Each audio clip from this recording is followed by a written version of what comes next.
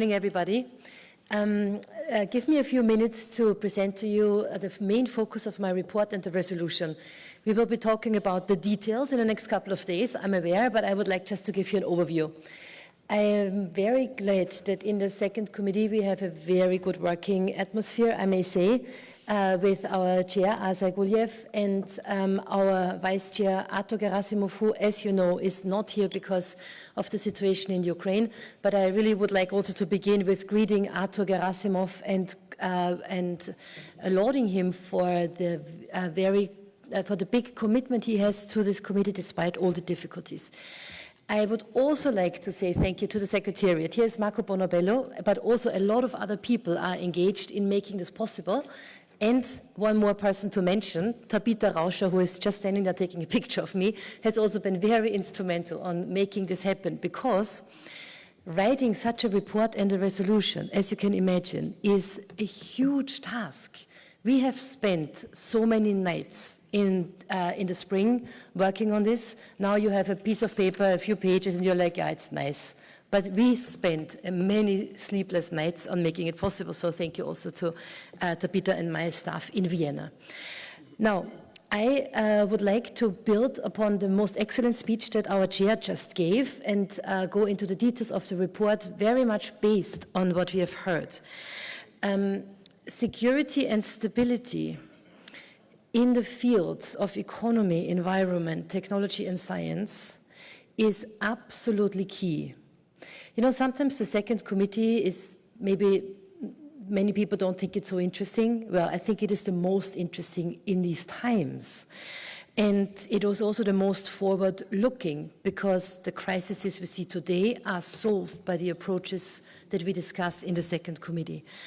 This is about the war, an unjust and unprovoked military invasion of Ukraine by the Russian Federation and its consequences. It's about inflation. It's still about post-pandemic recovery. And it's also about societies that have become increasingly frustrated and distressed, and especially the young people. So you see there's something that's not right, and how we deal with it, to a very large aspect, is something that we discuss in this committee. So our chair has rightly said, I had a focus on energy security in this report, and this is why I would like to begin with the topic of energy security. We are all very much on the same page that we need to transition to clean energy, and there are a number of reasons. One is, obviously, our climate worries and concerns. Another one is geopolitical.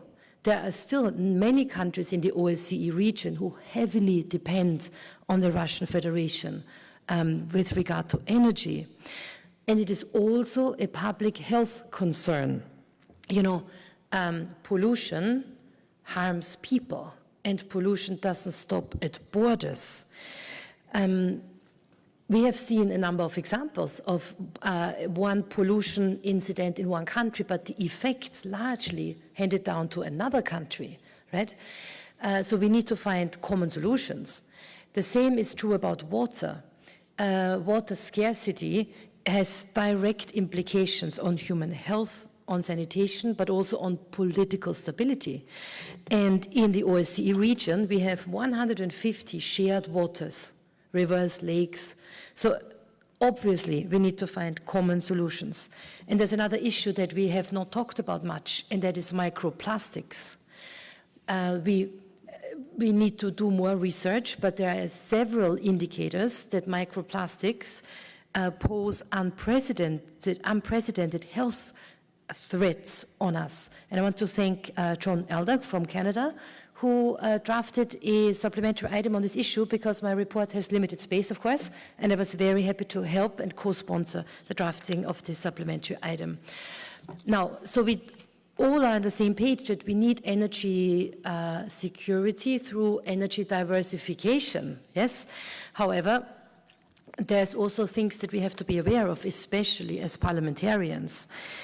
Do we have enough electricity? Right? If we focus so much on electricity, are our grids reliably supporting the diversification of energy sources?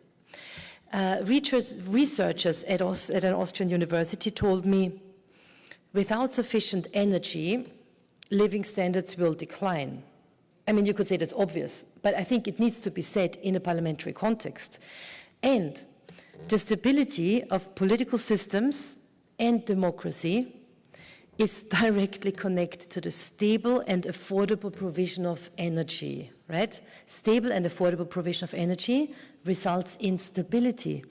Now, this is why we have to raise the flag and say energy transition must not result in a degradation of energy reliability, right? Think of, for example, the danger of a blackout. Are you discussing these in your countries? I suppose yes, we do in Austria. Have we thought about ways of convening parliament for emergency legislation in case of a long blackout? Do you have measures in place? That's things as parliamentarians we should think about. Now, energy transition must also not lead into such an increase of costs, energy costs, that mobility will be reserved to the rich, right?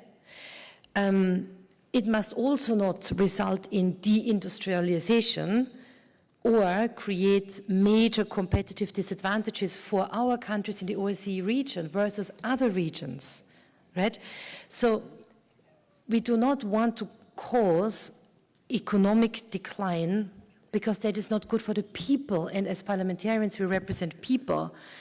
We also don't want to seize and stop the development for less developed countries, right? Because we all know that we became wealthy, or many of our countries became wealthy because of our access to cheap energy.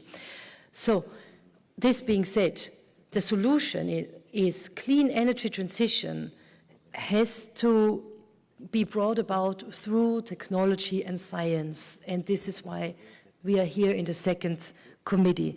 Science must be equipped to research and research broadly, and we have to cooperate in coming up with the best solutions, because we cannot do this alone, we can only do this together.